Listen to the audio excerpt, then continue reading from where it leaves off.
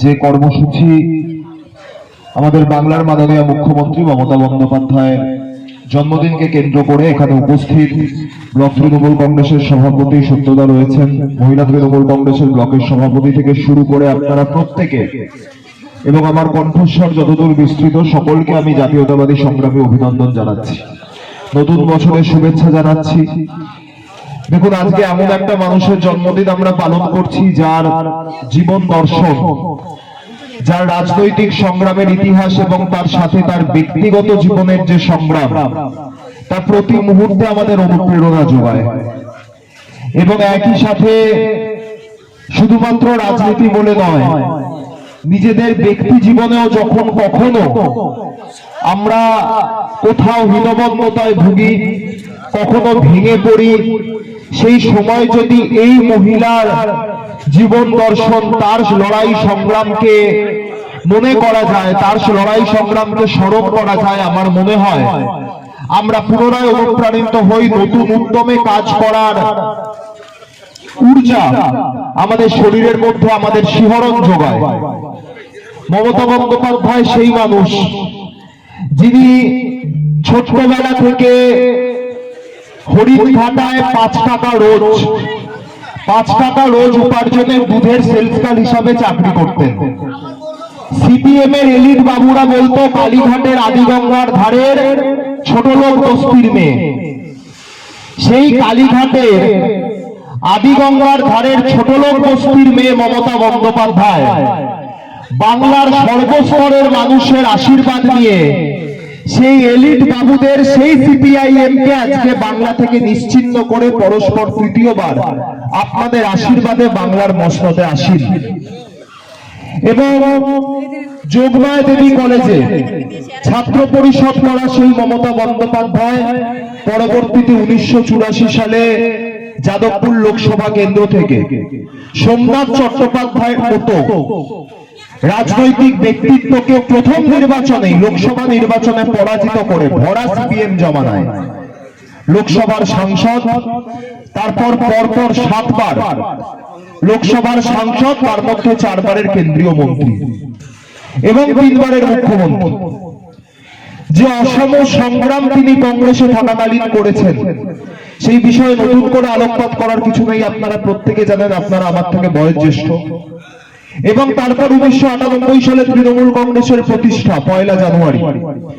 বহু রাজনৈতিক প্রাজ্ঞ বিশ্লেষক তারা মনে করেছিলেন যে যেভাবে বিগত দিনে কংগ্রেস বহুবার ভেঙেছে, কংগ্রেস ভেঙে নতুন নতুন রাজনৈতিক দল তৈরি হয়েছে, সেভাবেই হয়তো তৃণমূল কংগ্রেস একটি রাজনৈতিক দল যা অন্যান্য কংগ্রেস ভেঙে আরো যে রাজনৈতিক দলগুলো তৃণমূলের আগে তৈরি হয়েছিল, কখনো প্রিয়রঞ্জন দাসবংশী, কখনো সিদ্ধার্থ শঙ্কর রায়, কখনো অজয় মুখার্জি, কখনো প্রফুল্ল সেনরা যে যে দলকে নেতৃত্ব দিয়েছেন, কখনো মহারাষ্ট্রে শরদ পাওয়ার নেতৃত্ব দিয়েছেন এনসিপি কে।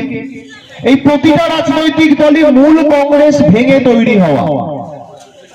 তো স্বাভাবিকভাবে এই রাজনৈতিক দলগুলো কিন্তু কখনো সত্তায় প্রতিষ্ঠিত হতে পারে। এই রাজনৈতিক দলগুলো ওই নির্দিষ্ট ব্যক্তি, কখনো প্রণব মুখোপাধ্যায়, যারা যারা কংগ্রেস ভেঙে তাদের মতো করে দল তৈরি করেছিলেন, তাদের ওই রাজনৈতিক দলগুলো সেই নির্দিষ্ট ব্যক্তির অভিমানের দলিল হিসাবেই রয়ে গিয়েছিল। তাই অনেক প্রাজ্ঞ প্রথম সারির রাজনৈতিক বিশ্লেষক, রাজনৈতিক ব্যক্তিত্ব তারা ভেবেছিলেন যে তৃণমূল কংগ্রেসটাও হয়তো মমতা বন্দ্যোপাধ্যায়ের অভিমানের প্রতিচ্ছবি হিসাবেই থেকে যাবে। এবং তারপর তৃণমূল কংগ্রেসের পথ চলা 1998 সালে দল প্রতিষ্ঠিত হয়েছে। 1998 সালেই, আমি যদি খুব ভুল না করি, লোকসভা নির্বাচন সংগঠিত হয় এবং সেই লোকসভা নির্বাচনে তৃণমূল কংগ্রেস প্রায় 60টি লোকসভা কেন্দ্রে নির্বাচিত হয় গোটা বাংলার বুকে, মাত্র 3 থেকে 4 মাসের ব্যবধানে দল প্রতিষ্ঠার। এবং তারপর আবার 1999 নির্বাচন, 2001 বিধানসভা, 2001 বিধানসভায় দলের স্লোগান হয় এবার নয় নেভার, এবং দলের প্রায় 88-90টি আসনে নির্বাচিত হওয়া। তারপর 2004-এর লোকসভা, 2004-এর লোকসভা নির্বাচনে আপনারা নিশ্চিতভাবে জানেন যে মমতা বন্দ্যোপাধ্যায় বাংলার বুকে 42টি লোকসভা কেন্দ্রের মধ্যে তৃণমূল কংগ্রেসের একমাত্র সাংসদ হিসাবে নির্বাচিত হয়েছিলেন দক্ষিণ কলকাতা থেকে। এবং 2004-এ এক লোকসভা সাংসদ সদস্যের তৃণমূল 2006 সালের বিধানসভা নির্বাচনের পর কার্যত বিরোধী দলের মর্যাদা পাচ্ছিল না, কারণ আমাদের 29 জন বিধায়ক নির্বাচিত হয়। পরবর্তীতে একটি উপনির্বাচনে আরেকজন বিধায়ক নির্বাচিত হবার পর 30 জন বিধায়ক সমেত তৃণমূল কংগ্রেস প্রধান বিরোধী দলের মর্যাদা পায় বিধানসভায়। সেই সময় অনেকে ভেবেছিলেন যে এই হয়তো তৃণমূল কংগ্রেসের পথ চলার শেষ, এবার হয়তো তৃণমূল কংগ্রেস বাকি দলগুলো যেগুলো কংগ্রেস ভেঙে তৈরি হয়েছে সেগুলোর মতোই অস্তিত্বহীন হয়ে যাবে, তৃণমূল কংগ্রেসের পথ চলা এখানেই স্থবির হয়ে যাবে। কিন্তু আপনাদের সকলের আশীর্বাদে মমতা বন্দ্যোপাধ্যায় সেই সমস্ত প্রাজ্ঞ প্রথম সারির রাজনৈতিক ব্যক্তিত্ব, রাজনৈতিক বিশ্লেষকদের এই বিশ্লেষণ যে তৃণমূল কংগ্রেসের পথ চলা এখানেই স্তব্ধ হয়ে গেল, এই বিশ্লেষণকে মিথ্যা প্রমাণিত করেছেন। এবং আপনাদের এই পূর্ব মেদিনীপুর জেলার মাটিতে নন্দীগ্রামের মতো সংগ্রাম আন্দোলন সংগঠিত হয়েছে, ওদিকে সিঙ্গুর, এবং শুধু সিঙ্গুর নন্দীগ্রাম বলেই নয়, সিপিএম আমলে প্রায় 55,000 তৃণমূল কংগ্রেস কর্মী এবং কয়েক লক্ষ জাতীয়তাবাদী কংগ্রেস কর্মীর রক্ত, যার বিনিময়ে কার্যত মমতা বন্দ্যোপাধ্যায়ের নেতৃত্বে তৃণমূল কংগ্রেস আজ তৃতীয়বার ক্ষমতায় প্রতিষ্ঠিত। মমতা বন্দ্যোপাধ্যায় তাদের সকলকে নিয়ে আন্দোলন করেছেন এবং তাদের শহীদ পরিবার শুধুমাত্র সিঙ্গুর নন্দীগ্রাম বলে নয়, ছোট আগাড়িয়া, কেশপুর, গড়বেতা, শালবনী, অবিভক্ত মেদিনীপুরের বিস্তীর্ণ অঞ্চল জুড়ে যেখানে যেখানে মানুষ সিপিআইএম এর হাতে নিহত হয়েছেন, শহীদ হয়েছেন, তাদের পরিবারকে সাথে নিয়ে আন্দোলন সংগঠিত করেছেন। বন্দ্যোপাধ্যায়ের রাজনৈতিক জীবন নিষ্কণ্টক হয়নি। 2011-এ পরিবর্তন হয়েছে, দল ক্ষমতায় এসেছে। 2014 থেকে সারদা, 2016-এ নারদা, তারপরে রোজভ্যালি, তারপরে মুকুল রায় থেকে শুরু হয়েছিল দল ছাড়ার হিড়িক। আপনাদের এই জেলা পূর্ব মেদিনীপুর, এই মেদিনীপুরের মাটি যা কার্যত দেশকে স্বাধীনতা আন্দোলনে নেতৃত্ব দিয়েছে, এই মাটি থেকে মানুষ বেইমানি করেছে, গদ্দারি করেছে। তারা মমতা বন্দ্যোপাধ্যায়কে আজকে ব্যক্তিগত স্তরে কুৎসিততম আক্রমণের সম্মুখীন করছেন এবং মমতা বন্দ্যোপাধ্যায় দশপ্রহরণধারীর মতো সেই আক্রমণগুলিকে নীলকণ্ঠের মতো নিজের শরীরে ধারণ করছেন। এবার দশপ্রহরণধারী মা দুর্গার লগ্ন তো মহাষ্টমী হয়। মমতা বন্দ্যোপাধ্যায় জন্ম মহাষ্টমীর পুণ্য লগ্নে, দিদি নিচে বহুবার বলেছেন এই কথা। কিন্তু আজ আনুষ্ঠানিকভাবে মমতা বন্দ্যোপাধ্যায়ের জন্মদিন আমরা পালন করছি। রাজ্যের বিভিন্ন প্রান্তে বহু মমতা অনুরাগী, মমতা পাগল মানুষরা আমাদের মতো, আপনাদের মতো প্রত্যেকে দিদির জন্মদিন পালন করছেন। আনুষ্ঠানিকভাবে আজ দিদির জন্মদিন একজন অনাপসী নেত্রী, আপসহীন সংগ্রাম যিনি করেছেন, শরীরে আঘাত, শারীরিক মানসিক সব ধরনের নির্যাতনকে সামলে আজ পর্যন্ত করে চলেছেন। বিগত দিনে সিপিআইএম যে আক্রমণ করত, যখন তিনি ক্ষমতায় প্রতিষ্ঠিত হননি, আজকে তিনি ক্ষমতায় প্রতিষ্ঠিত হবার পর সিপিআইএম এর সাথে বিজেপি সেই আক্রমণের ঝাঁজ আরো বেড়েছে, সেই আক্রমণের অশালীনতা আরো বৃদ্ধি পেয়েছে। কিন্তু মমতা বন্দ্যোপাধ্যায় আপসহীন সংগ্রামের রাস্তা থেকে পিছিয়ে আসেন এবং আমরা বিশ্বাস করি যে যখন স্বাধীনতা আন্দোলন চলেছে ভারতবর্ষের বুকে, নেতাজি সুভাষচন্দ্র বসু আন্দোলন করেছেন, তাকে চারদিক থেকে ঘিরে ফেলা হয়েছিল। একদিকে কমিউনিস্ট পার্টি, একদিকে হিন্দু মহাসভা, জনসংঘ, একদিকে মুসলিম লীগ, আর একদিকে কংগ্রেসের একটা অংশ।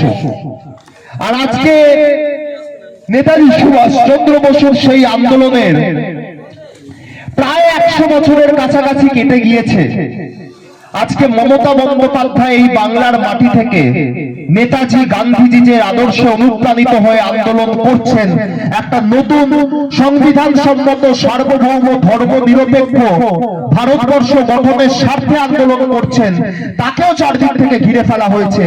একদিকে হিন্দু মহাসভা এবং জনসংঘের নবীনতম সংস্করণ বিজেপি, একদিকে কমিউনিস্ট পার্টি সিপিআইএম, একদিকে এই আব্বাস সিদ্দিকী, নওশাদ সিদ্দিকী, হুমায়ুন কবিরদের মৌলবাদী সংগঠন, যা কার্যত এই মুসলিম লীগের নবতম সংস্করণ, এবং আরেকদিকে প্রদেশ কংগ্রেসের একাংশ।